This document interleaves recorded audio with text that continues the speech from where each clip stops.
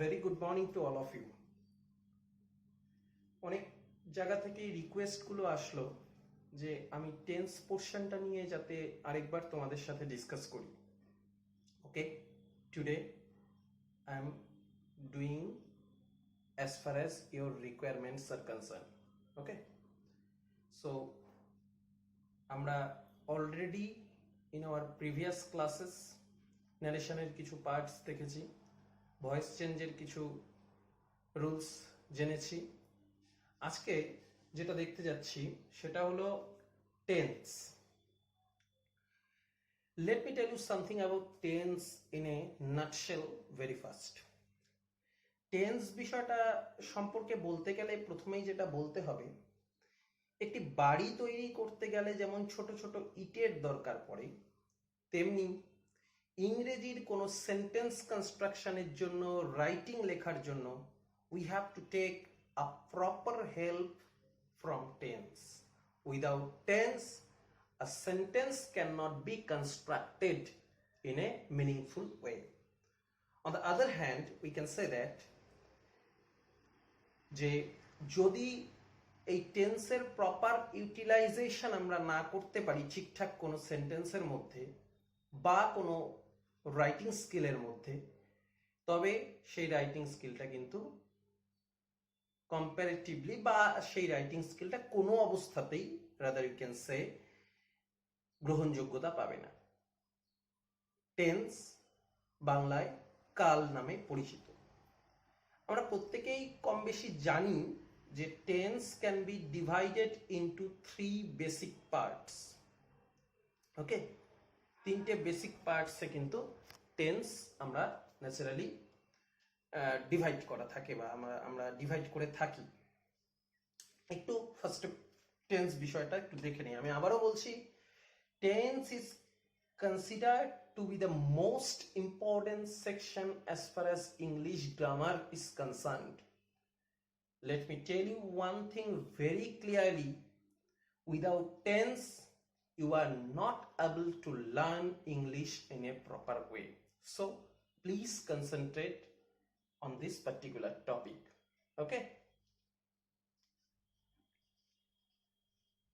Tense. What is tense indeed? Tense can be divided into 3 basic parts as I told you earlier. This tense in Bengali it is called কাল। কালকে যদি আমরা বাংলায় ভাঙি তবে দেখতে পাবো আমাদের চারপাশে কিন্তু বিভিন্ন ঘটনা সংঘটিত হচ্ছে। কোনো ঘটনা অতীতকালে সংঘটিত হচ্ছে, কোনো ঘটনা বর্তমানকালে এখন হচ্ছে, কোনো ঘটনা ভবিষ্যতে হয়তো সংঘটিত হবে, এখনো হয়নি। আমরা বেঙ্গলি ল্যাঙ্গুয়েজের ক্ষেত্রে টেন্স কনসেপ্টটাকে কিন্তু অতটা ফোকাস দেই না, just because of the reason behind it is that Bengali is our mother tongue. আমাদের মাতৃভাষা হওয়ার দরুন আমরা কিন্তু টেন্স বিষয়টা অজান্তেই সেখানে স্কিপ করে ফেলি।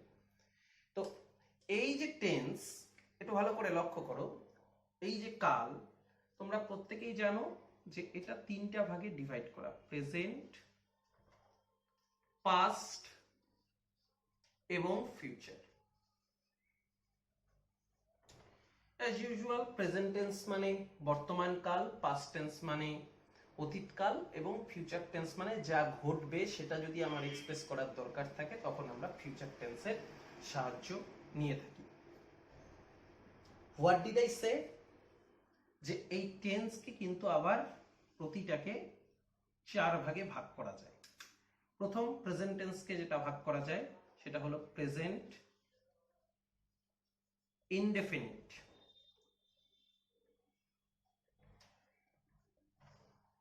অথবা এর আরো একটা নাম আছে, অনেকে এটাকে সিম্পল প্রেজেন্টও বলে।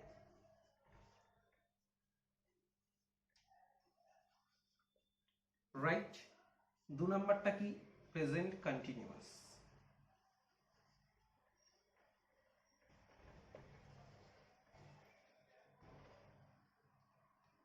3 নম্বরটা প্রেজেন্ট পারফেক্ট। 4 নম্বর প্রেজেন্ট পারফেক্ট কন্টিনিউয়াস।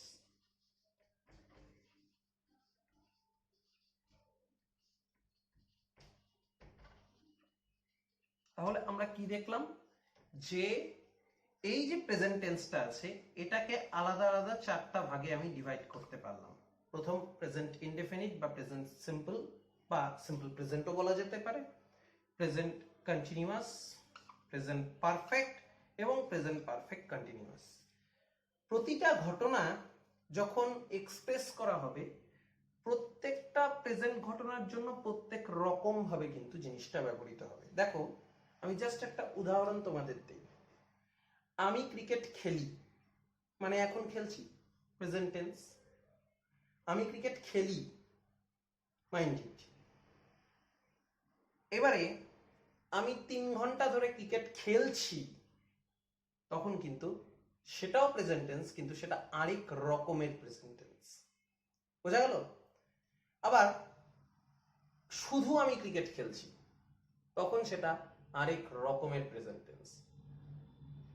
আমি এইমাত্র ক্রিকেট খেলছি বা খেলেছি, সেটা আরেক রকমের প্রেজেন্ট টেন্স। তার মানে বাক্যভেদে টেন্সগুলোর কিন্তু পরিবর্তন হচ্ছে। প্রেজেন্ট টেন্সটা বাক্যভেদে 4টা ডিভাইডেড রুলসে ডিভিশন হলো।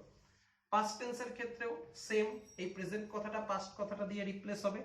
পাস্ট ইনডেফিনিট বা simple past, past continuous, past perfect, past perfect continuous. ফিউচারের ক্ষেত্রেও same, future indefinite, simple future, then future continuous, future perfect and future perfect continuous. এগুলো বাকিগুলো কিন্তু তোমরা অ্যাজ ইউজুয়াল লিখে নেবে।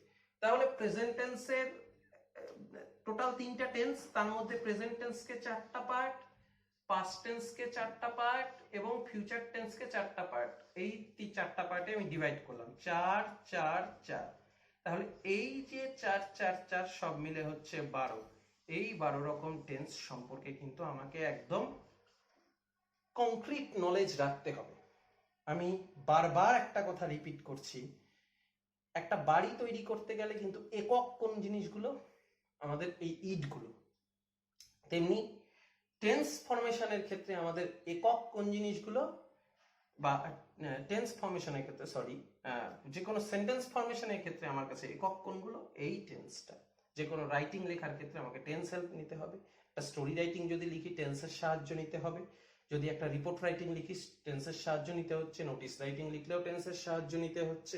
অতীতের কোনো ঘটনার বিবরণ দিচ্ছি তার জন্য টেন্সের সাহায্য নিতে হচ্ছে। ঠিক আছে?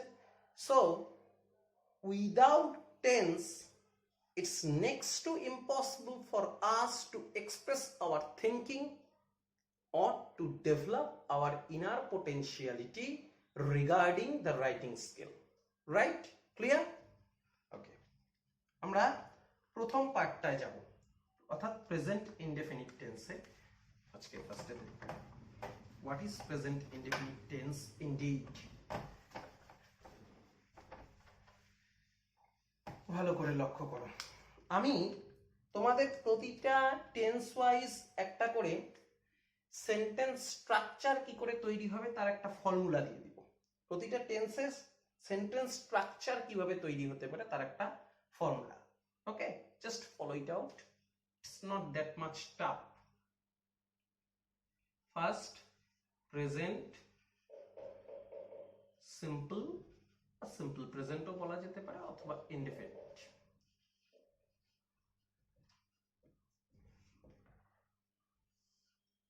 ভালো করে দেখো, এটার আমরা একটা জিনিস জেনে রাখবো, যে কোনো ইংরেজি সেন্টেন্সে তৈরি হয় ফার্স্টে সাবজেক্ট থাকে, তারপরে ভার্ব থাকে এবং তারপরে অবজেক্ট থাকে। এই ভার্বের সাথে প্রয়োজন অনুসারে এস বা ইএস যুক্ত হয়, সেটাতে পরে আসছি। কিন্তু ইংরেজি সেন্টেন্স মানেই কর্তার পরে আমাকে ভার্ব আনতেই হবে। বাংলা সেন্টেন্সের ক্ষেত্রে কিন্তু ভার্ব লাস্টে ব্যবহৃত হয়। as far as English sentence is concerned, verb সবসময় সাবজেক্টের পরে ব্যবহৃত হয়। বাংলার সাথে ইংরেজির এটাই ডিফারেন্স। বাংলায় ভার্ব সেন্টেন্সের লাস্টে ব্যবহৃত হয়, কিন্তু এই ইংলিশ সেন্টেন্সের ক্ষেত্রে সাবজেক্টের পরে আমাকে ভার্ব ব্যবহার করতে হয়। এটা এই পার্টিকুলার যে ফর্মুলাটা, এই ফর্মুলাটা দিয়ে কিন্তু আমরা সব রকমের প্রেজেন্ট সিম্পল টেন্স তৈরি করতে পারবো। কিভাবে? Just follow it out. I go to school, we play football, হলো you go there,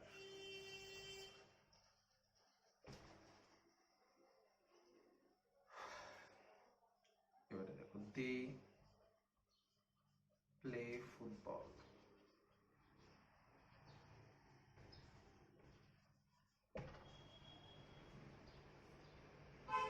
he plays football, she goes to school। ভালো করে লক্ষ্য করো, আমি এখানে টোটাল 6টা সেন্টেন্স লিখলাম। এই প্রত্যেকটা কিন্তু প্রেজেন্ট সিম্পল টেন্সের উদাহরণ।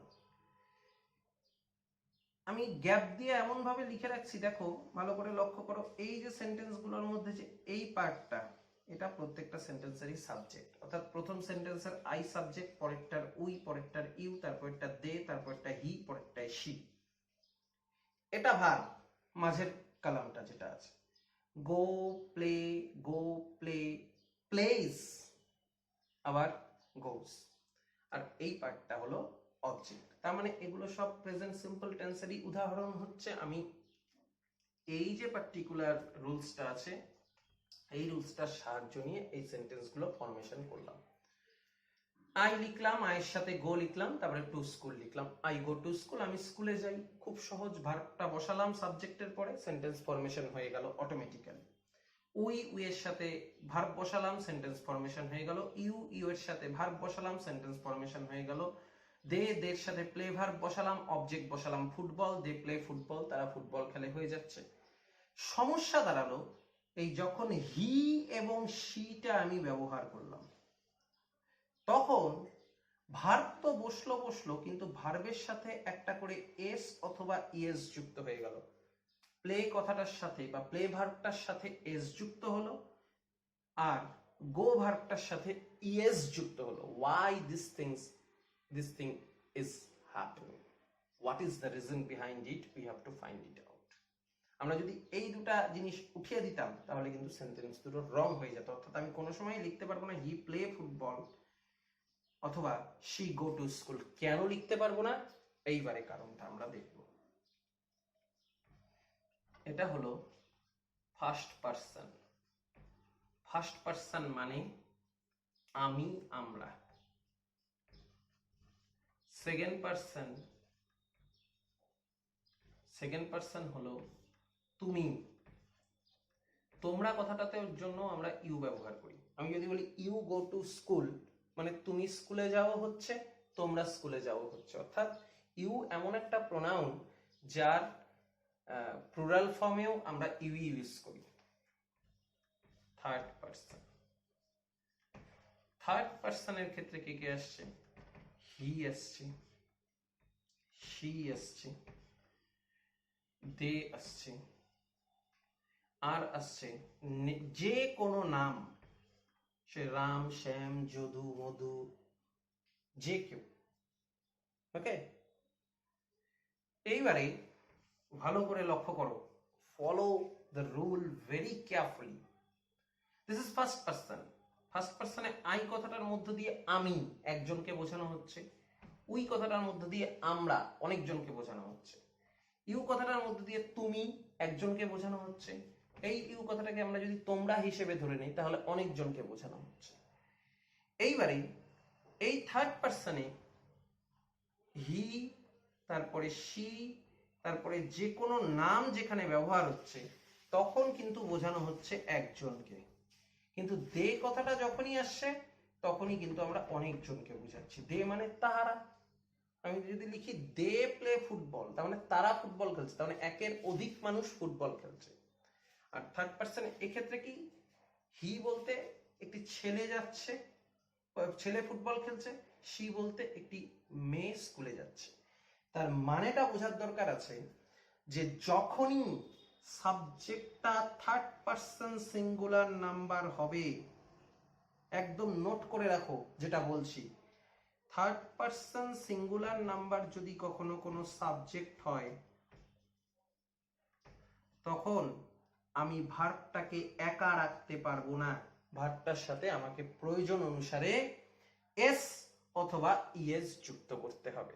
ভালো করে লক্ষ্য করো, এখানে থার্ড পারসনে হি বলতে একজন, শি বলতে একজন, যে কোনো নাম বলতে একজন, তার মানে হি তারপরে শি অথবা যে কোনো নাম যখন ব্যবহার হচ্ছে তখন একজনকে বোঝানো হচ্ছে। যেহেতু এখানে একজন বোঝানো হচ্ছে, সেই জন্যই ভার্বটার পরে কিন্তু এস বা ইএস ব্যবহৃত হচ্ছে। এরা হলো third person singular number. Third person এটা সিঙ্গুলার নাম্বার মানে একজন। আর প্লুরাল নাম্বার কোনটা ছিল? দেটা। দে যেহেতু প্লুরাল নাম্বার ছিল, দের পরে কিন্তু কোনো কিছু এস বা ইএস বসলো না, কারণ আমি কি যা বলছি, থার্ড পারসন সিঙ্গুলার নাম্বারের পরেই একমাত্র ভার্বের সাথে এস বা ইএস যুক্ত হবে। This is the very very essential rule as far as this present simple or indefinite tense can be treated. Okay, বোঝা গেল?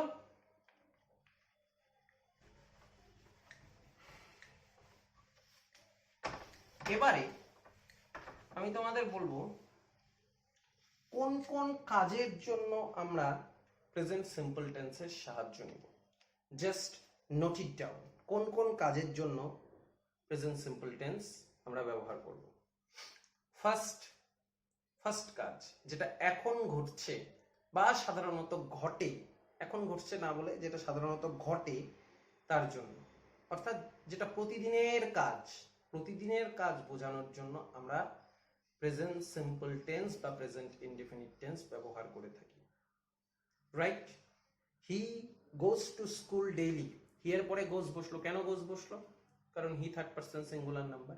হি গোজ টু স্কুল ডেইলি, সে প্রতিদিন স্কুলে যায়, অর্থাৎ এটা তার প্রতিদিনের কাজ, সেই জন্য এক্ষেত্রে প্রেজেন্ট সিম্পল টেন্স ব্যবহৃত হলো। তার মানে প্রতিদিনের কাজ বোঝাতে, জাস্ট নোট ইট ডাউন, প্রতিদিনের কাজ বোঝাতে আমরা প্রেজেন্ট সিম্পল টেন্স বা প্রেজেন্ট ইনডেফিনিট টেন্স ব্যবহার করি।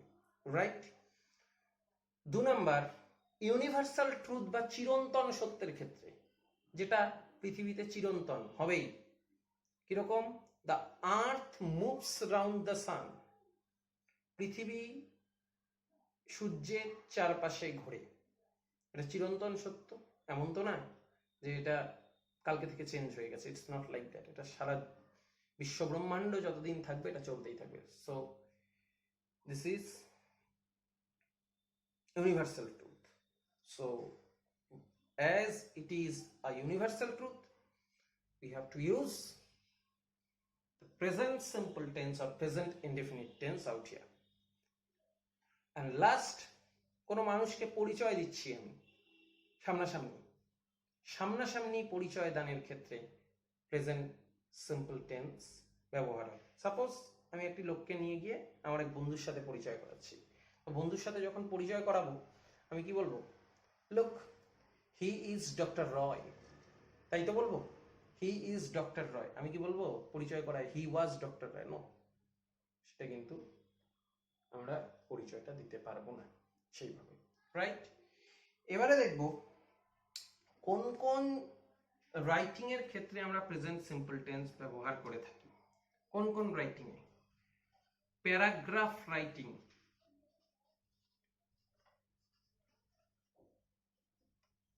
প্যারাগ্রাফ রাইটিং এ ব্যবহার করি, ডায়ালগ রাইটিং এ ব্যবহার করি,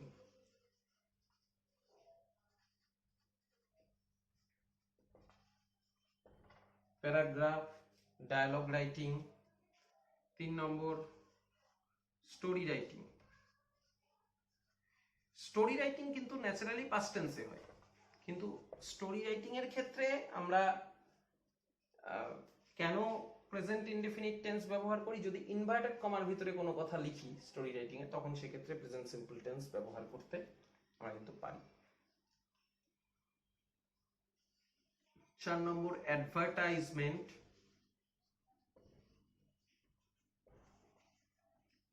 লেখার ক্ষেত্রে লিফলেট লেখার ক্ষেত্রে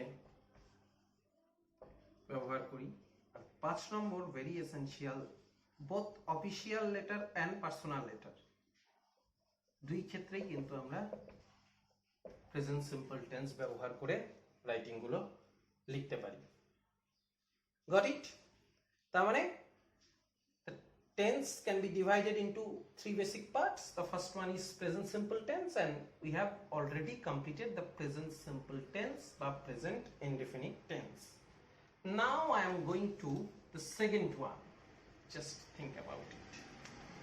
Second one is present continuous tense. What is present continuous tense indeed? ভালো করে লক্ষ্য করো, what is present continuous tense.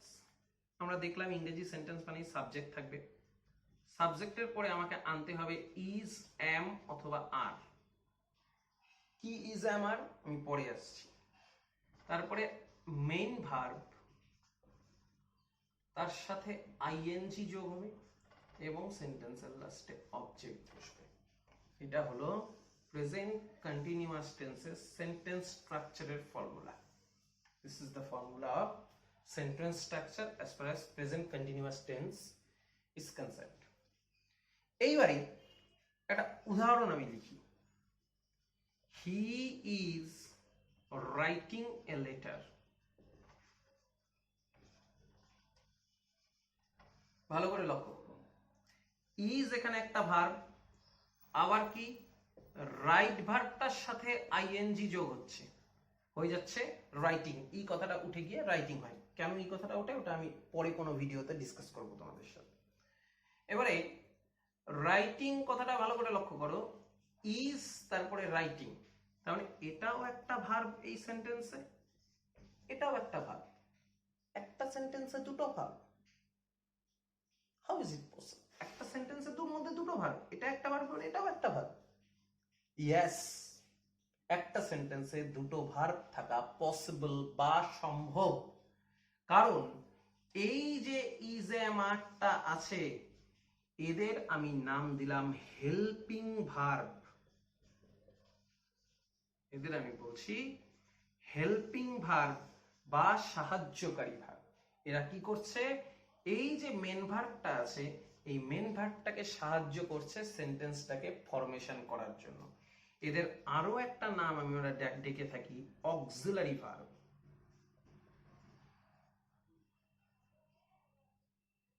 Either এদের নাম দেই হেল্পিং ভার্ব অথবা এদের নাম আমি দিয়ে রাখি অক্সিলারি ভার্ব। এইবারে is, am, are helping verb হিসেবে কাজ করছে আর মেন ভার্বের সাথে আইএনজি যোগ হচ্ছে। এর অক্সিলারি ভার্ব কোনগুলো আসছে? অক্সিলারি ভার্ব এই ইজ, এম, আর কে বলা হচ্ছে অক্সিলারি ভার্ব বা হেল্পিং ভার্ব। তার মানে একটা ডিসিশনে আমি আসতে পারলাম যে প্রেজেন্ট কন্টিনিউয়াস টেন্স মানেই দুটো ভার্ব থাকবে। প্রথম যে ইজ, এম, আর এরা কিন্তু প্রয়োজন অনুসারে ব্যবহৃত হয়। সাবজেক্ট ওয়াইজ ইজ বসে, সাবজেক্ট ওয়াইজ এম বসে, যেমন আয়ের সাথে এম বসে, আবার উই হয়ে গেলে আর বসবে। তাহলে হয় ইজ বসবে, নয় এম বসবে, নয় আর বসবে, এবং মেইন ভার্বটার সাথে আইএনজি যুক্ত হয়ে কিন্তু প্রেজেন্ট কন্টিনিউয়াস টেন্সের সেন্সটা রিপ্রেজেন্ট হয়, রাইট? তার অক্সিলারি ভার্ব।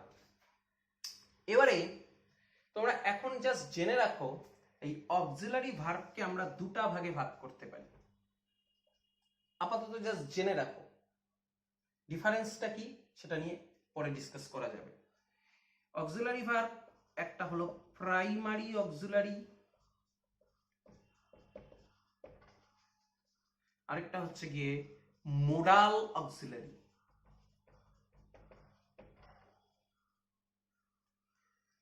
প্রাইমারি অক্সিলারি কোনগুলো?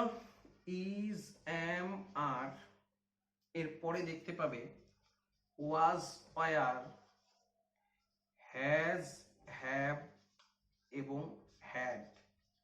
এদের বলা হয় প্রাইমারি অক্সিলারি ভার্ব। এই যে প্রাইমারি অক্সিলারি ভার্ব এরা কোনো না কোনো সেন্টেন্সের মধ্যে হেল্পিং ভার্ব হিসেবে ব্যবহৃত হবে। এছাড়া এদের আরো একটা কোয়ালিটি আছে, এরা সেন্টেন্সে মেন ভার্ব হিসেবেও ব্যবহার হতে পারে। দেখবে, দেখো, he is writing a letter, এটা হয়ে যাচ্ছে প্রেজেন্ট কন্টিনিউয়াস টেন্স। আমি বললাম হি ইজ এ পোয়েট, দেখো এটা প্রেজেন্ট সিম্পল টেন্স বা প্রেজেন্ট ইনডেফিনিট। ইজটা এখানে ভার্ব, এটা সাবজেক্ট, এটা ভার্ব, এটা অবজেক্ট, আগে সেন্টেন্সে যেটা করে আসলাম। তার মানে ইজ কথাটা যদি এখানে বসে, ইজটা এখানে কি হিসাবে বসছে? মেন ভার্ব হিসেবে। তার মানে ইজ কথাটা এই সেন্টেন্সে বসছে হেল্পিং ভার্ব হিসেবে, আবার এই সেন্টেন্সের মধ্যে বসছে কি হিসেবে? মেন ভার্ব হিসেবে। Just look at the difference, how beautiful the difference is. তার মানে এই যে ইজ আমার বা ওয়াজ ওয়্যার অথবা হ্যাজ হ্যাভ হ্যাড, এরা যে কোনো সেন্টেন্সের মধ্যে আইদার হেল্পিং ভার্ব হিসেবে কাজ করবে অথবা যে কোনো সেন্টেন্সের মধ্যে এরা মেইন ভার্ব হিসেবেও কাজ করতে পারে। এবারে আসছি মোডাল অক্সিলারি। আপাতত জেনে রাখো কি মোডাল অক্সিলারি, ফিউচার টেন্সটা যখন ডিসকাস করা হবে তখন ওটা নিয়ে আবার বলা যাবে। Shall, should, can, could, will, would, would, may, might, must, এছাড়াও ought to আছে, need to আছে, used to আছে, সেটা লিখলাম না। তো এইগুলো হলো modal auxiliary. These are called primary auxiliary and they are mentioned as modal auxiliary। ঠিক আছে, এই মোডাল অক্সিলারি গুলো কিন্তু হেল্পিং ভার্ব হিসেবে ব্যবহৃত হতে পারে, কিন্তু এরা মেন ভার্ব হিসেবে ব্যবহৃত হতে পারে না।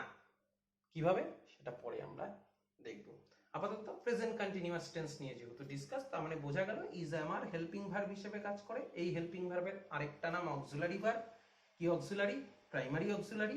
এই প্রাইমারি অক্সিলারি গুলো প্রতি ক্ষেত্রেই হেল্পিং ভার্ব হিসেবে কাজ করতে পারে।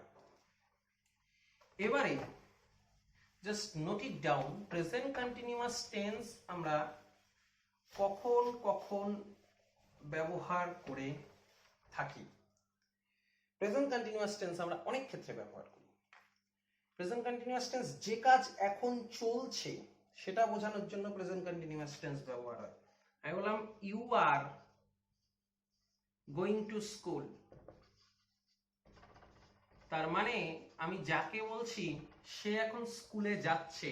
আটটা হেল্পিং ভার্ব আর গো ভার্বের সাথে আইএনজি যুক্ত হয়েছে, তার মানে মেন ভার্বের সাথে আইএনজি, রাইট? তার মানে তুমি স্কুলে যাচ্ছ, তার মানে কাজটা কিন্তু এখন চলছে। অর্থাৎ যে কাজ এখন চলছে এবং চলছেই, তার জন্য আমরা প্রেজেন্ট কন্টিনিউয়াস টেন্স ব্যবহার করি। অর্থাৎ যে কাজ চলন্ত, এখনো হচ্ছে। বোঝা গেল? তার মানে সেই জন্য আমরা প্রেজেন্ট কন্টিনিউয়াস টেন্স ব্যবহার করে থাকি। এবারে এটা কি কি ক্ষেত্রে ব্যবহৃত হতে পারে?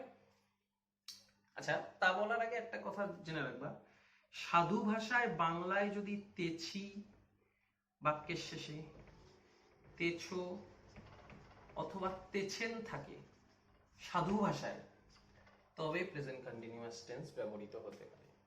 আমি গান গাইতেছি, I am singing a song, আমি একটি গান গাইছি, I am singing a song, তার মানে এখন করছি, তেছি, গান গাইতেছি।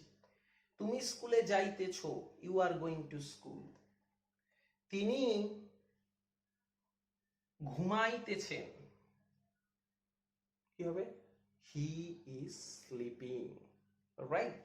তার মানে সাধু ভাষায় যদি তেছি, তেছো, তেছেন থাকে, তবে সেন্টেন্সটা আমাদের প্রেজেন্ট কন্টিনিউয়াস টেন্স হিসেবে ডেফিনেটলি ব্যবহার হতে পারে, রাইট? এবার এর ব্যবহারগুলো একটু বলে নিই যে কি কি ব্যবহার হয়। এরাও প্যারাগ্রাফে ব্যবহার হতে পারে বা এসেতে, ডায়ালগে ব্যবহার হতে পারে, কিছু কিছু ক্ষেত্রে লেটার রাইটিং এও ব্যবহৃত হতে পারে।